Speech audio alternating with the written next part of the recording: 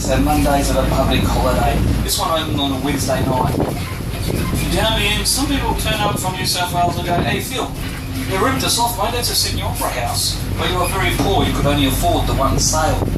No, the roof on your right is a clinker-built dinghy washed up on the beach, hence the boards. The one in front is a weird roof. It's strong enough for the boys to walk on, but it's flexible and moves in the wind. It's a sail. The wall out the front has the names of people that immigrated out here. Inside is Australia too, the one the Americas come for us. And put your hand up if your town owns a great big submarine. Have a look on the left.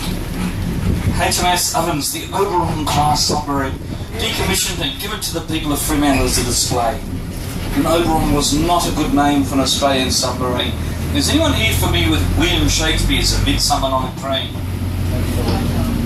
Called an Australian submarine King of the Fairies. It's the only vessel in the Navy goes down with 100 sailors and comes up with 50 couples. What happens under the waves stays under the waves. Do you know where I get all that lot from? My two cousins are submariners. They got drunk at my brother's Buxton. 168 submarines one time at Fremantle Harbour. As we come around the corner is a statue of the man himself.